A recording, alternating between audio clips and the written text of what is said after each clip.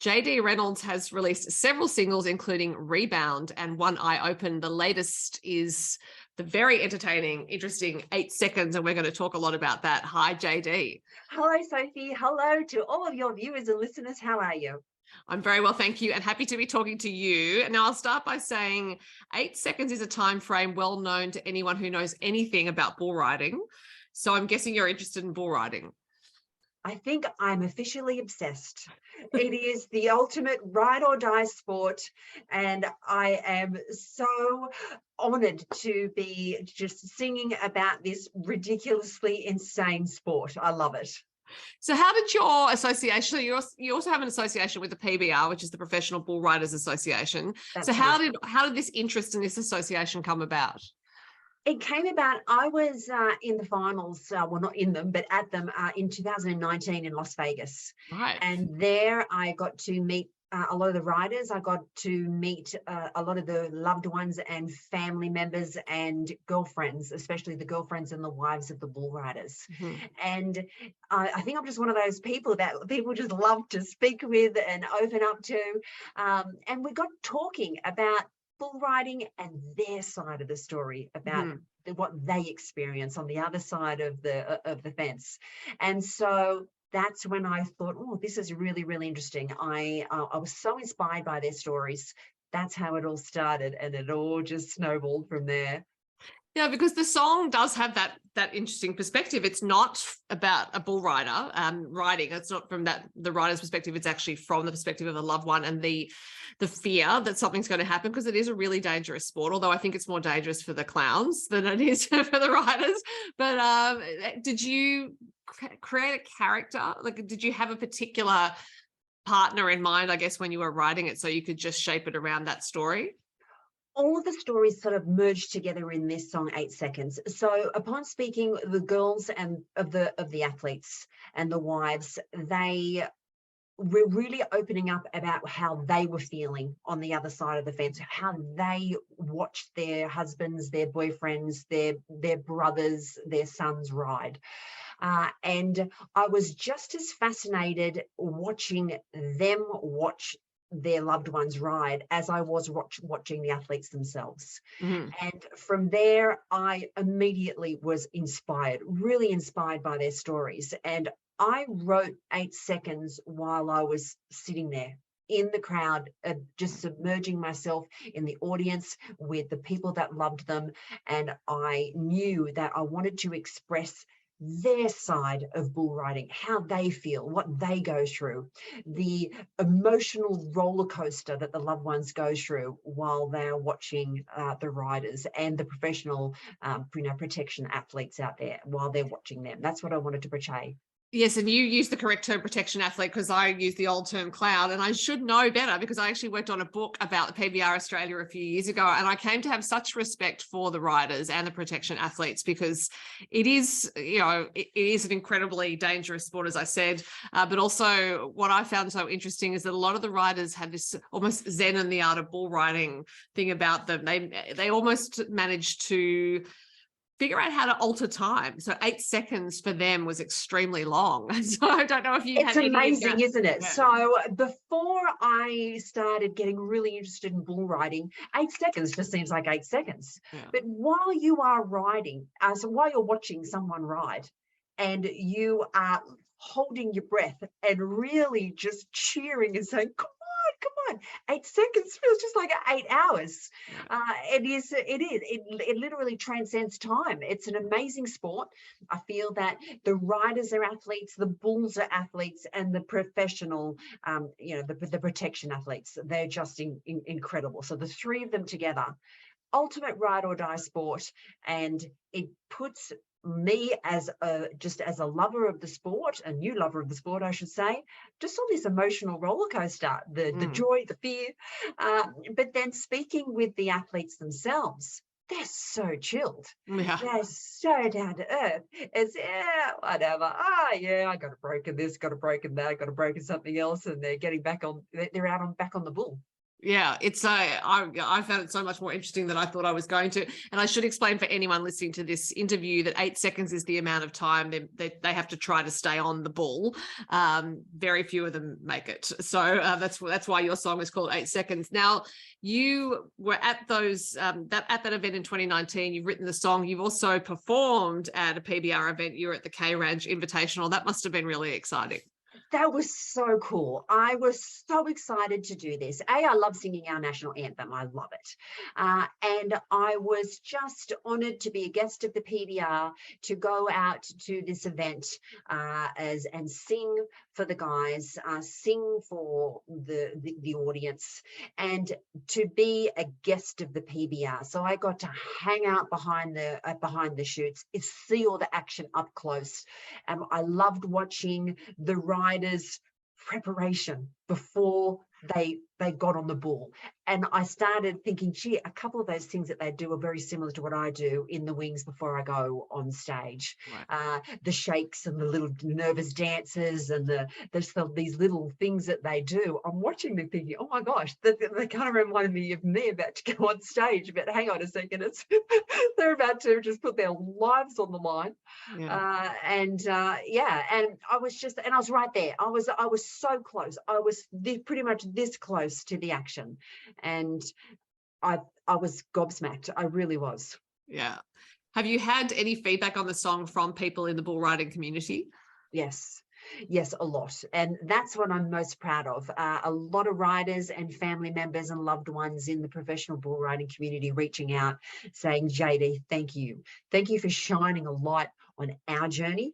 Thank you for shining a light on the emotions that we go through. And a couple of the girls that I was speaking with in Vegas reached out and literally said, thank you for not only portraying what we felt, but not giving away what we told you. Oh. And I thought that was really special, because what they were speaking with me about was extremely personal. I don't think they ever wanted to have that deep fear ever conveyed to their partners and boyfriends. And I really did just make a pact with myself that I would never spill anyone's secrets, but still try to portray the emotion that these lovely people were sharing with me. And when they've heard the song, they've reached out and said, you've done it perfectly. And then it brings a bit of a tear to the eye, because I'm just really grateful that they love it so much. Yeah, it would be incredibly gratifying to have that feedback, I imagine, and on any song you write, but particularly when this one came from such a personal place. Now, you worked with producer Brandon Williams on this and on other tracks, I believe. How did that association come about? Okay, so I'm a bit of a persistent pain in the backside. Before I even reached out to any producer, I didn't want to just go by name. I didn't want to go by genre. I got a group of my favorite albums together that I love the sound of. And that was it, just the sound of it. No genre, no particular artists in mind, just the sounds. And when I started hearing, oh my God, there's that sound again, there's that sound again, I look up the producer. It's Brandon Williams. Oh gosh. Okay. So Snoop Dogg, Beyonce. Oh, okay, JD, start at the top. So I didn't want anybody else. And so through the powers that be and my persistence, I found a way to get a hold of his personal mobile number. Right. And I rang him and I sang down the phone. And I said, I'm JD Reynolds. I'm the new kid on the block. I'm a country artist, and I want you, and I don't want anybody else. Now, he was mid-session with one of the biggest artists in the world, who said, you got to speak to that kid. And so we got talking, and he agreed to do one song. That was it, and that has turned into a full-blown album. Wow. So there you go. So your instinct was correct. He was the right producer for you. He was. And I always knew it. I knew it right from the start. And I didn't want his fame and his success to make me nervous about reaching out and saying, please, just give me a go. do one Yeah. song. And he was just lovely. He's so nice to work with. And for such a seasoned producer, he's just so great at listening to me and pulling out of my head what I can hear and throwing it in the studio. Yeah, great. Well, looking forward to hearing the rest of the songs that you recorded with him. I can't wait, Sophie. Yeah, it's very, very exciting. Because I guess so the album's done, therefore there must be a release at some point, but perhaps you don't have there is. Yes, it's very, very freshly finished.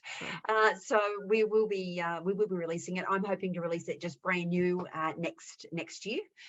There's just a couple of little touches that we've got to put on it, just a little bit of glitter. Oh, you like my fringe? Yes, I just noticed. So we're going to put some fringing. Got to put some fringing on the album, and then it'll be good to go. Fantastic. Now, having spoken about your most recent release, I'm going to take you all the way back to the start of your musical career. When did you realize you wanted to be a performing artist? I started out as a toddler ballerina, and I was a really good ballerina. I was scouted at the age of 3 by Royal Academy of Dance as a ballerina. It happens all the time, and even younger. So I was this little ballerina who could never have a neat bun because of the hair. And I was always nervous before I danced. So in the wings, I would sing to myself. And my mum's always said, I could hear you singing before you even entered the stage. And I used to get in trouble for it, big trouble for it. JD, shut up. So it was a way of me feeling good about myself and calming my nerves. And then a world-renowned choreographer heard me singing at a massive ballet concert and found my mum after the show and said, you know, that little JD, she's a beautiful little ballerina, but my goodness, she can sing. And I've never looked back. So what happened from that point? Did you take lessons? No, no. I just started singing. I sing what I love. I sing what I feel. I sing from the heart. And then I had a couple of opera lessons, which I was really, really interested in. So I took some classical and opera lessons. And I know that's weird, but it really taught me perfect control over my voice and how to look after my voice and protect my voice. I think that's really important for longevity in a career. So I loved that. And I was just this old opera singer who she was just, you know, when you're little, you just think someone is just, I don't know, they look like, just so majestic. So yeah, she taught me opera and classical, and that's where I do love the way that I can. I love singing country, but I love the fact that I can sing anything. It's very cool. And I don't think it is weird, actually, that you had that training, because you come from ballet, and I did ballet for years. So, you know, the structure and discipline of ballet and the results you can then have from that would tell you that the structure and discipline of opera and learning classical singing would also give you some results, I would imagine. Absolutely. Oh, Sophie, spot on. Yeah. Yes, spot on. So I loved the classical ballet, and I love the discipline of it. I love the history of it. And it was the same when I was taking opera and classical singing. I love the discipline of it. I love the history of it. And it's just all about controlling your body. That includes your vocal cords. I would imagine also the lessons from learning ballet can be applied to what you're doing now, because it's knowing that it's basically a lot of boring stuff, drills essentially with ballet or any musical instrument, including using the body as an instrument to get to performance. So you just got to grind your way through it. And if you're writing songs, you know, you've got to probably grind your way through some songs that may never see the light of day. So that brings me to ask you, when did you start songwriting? And have you done quite a lot of songs that may never see the light of day? I started songwriting when I was, as soon as I could hold a crayon. Mum said that I was rewriting all the ends of the nursery rhymes because I found them all a little bit miserable and a little bit sad and a little bit scary. So I rewrote all of them. So I feel that I've been writing songs since I could hold a pink crayon. And I feel that it's just a gift. I find it comes very, very naturally to me, writing songs. I am a bit of a weird songwriter. You'll never find me in my studio with my guitar, sitting at my piano going, oh my gosh, what's next? That if that is how, for me personally, if I'm in the middle of a song and I think, oh, okay, and I'm stuck, I see you later. I discard that song. It's not coming to me naturally. Right. So do you tend to write on piano or guitar, or do you use both? I write in my head. Okay. So it's very difficult to explain, but I might be out. I'm a surfer. I might be out surfing, and I might be just out there just waiting for a set to roll in, and an idea or a complete song, a melody. I can hear a band. It'll just start floating through my head. And I will always write ideas, stories, experiences down in my diary. And I like to read my diary before I go to sleep, before I have a surf. I'll read it. I'll have all these thoughts and that I've written down going through my head. And then I'll go for a surf, I'll go for a drive, and I'll sleep. I'll just go to sleep thinking of what I've written down. And then I will wake up and I will have a full-blown song written in my head. I'll know the piano parts. I'll know the guitar parts. I'll know what the drummer's doing. I'll know what the fiddles are doing. It's very weird, I know. And then I will run to my studio, and I will lay it down, and I will have everything done. And whatever I can't remember is not good enough, so I'll discard it. Which is a pretty good self-editing process. If I can't remember it, it's not good enough. But therefore, you edit it out across. It's just how I love to work, and it's an interesting way of writing. I'm unaware of any other artists. I believe that Michael Jackson used to do a lot of that as well, just dream a lot of songs. I think Lionel Richie's another one that I believe dreamt a couple of his songs as well. So it's really nice to, I didn't know that until I told someone else how I write songs, and they're the ones that told me that Michael Jackson and Lionel Richie, that's the way that they wrote a lot of their songs. So I didn't feel so weird. I think I remember reading that Paul McCartney has done it as well. Oh, really? Yeah. Okay, cool. Bring him on. There you go. Yeah. Join the squad of weird songwriting. So what has surfing taught you about performance and about art, I guess, about creativity? Freedom, and I've really got to enjoy it. I love the freedom of surfing. I love the spiritual feeling of surfing. For me, surfing is very private. It's very spiritual. When I'm at the beach, I feel closer to God at the beach than anywhere else. And so when I relate that to my songwriting, I can hear that in my songwriting, the freedom, the spirituality of it. And it really does help me to just pull out these pretty cool lyrics. Yeah. And I ask that because, I suppose, there might be a cliche about surfing and spirituality, as you say, but I do think that kind of discipline of being in the ocean, timing, getting on a wave so that, it's the right moment, all of that can really help with the creative process because it helps you to hone your instincts about what is the right moment, what is the right wave. Yeah, that's true. And it's like dancing as well. So it's timing, it's rhythm, it's patience, it's athleticism. And it's just that fluid movement that I love about surfing that is also in dance. And so I was a bit of a natural little surfer because of my ballet and the balance that I had. And apparently I'm always told I ride like a ballerina. I ride surf like this. I can't help it. So I ride like a ballerina, but it's fun. And relating that to music, it's about the feel. When I'm recording in the studio, I'm always moving. Even standing in anywhere, just outside, anywhere, I'm always moving. Yeah, I think humans move intrinsically, and it's a cultural thing that says that we shouldn't do it, essentially, because I do think it's part of our nature. Kids move all the time. Little kids will dance, everyone. Dance. Yes. Yeah, absolutely. Dance. Well, there is within yoga, there is something called bhakti yoga, which is the yoga of celebration, essentially. That it's you practice yoga by singing and dancing, and so that's, some people might do it on a mat, some people might do it by singing and dancing. So I do think there's a place for bhakti in the world always. Yeah, I love it. Yeah, that sounds great. So yeah, I'm always moving, always dancing. I'm very hard to keep still. But look at me, I'm being a good girl. I wasn't good at school, but I'm being a good girl now. So now your life in country music, how did that start? So which country artist did you listen to that you loved?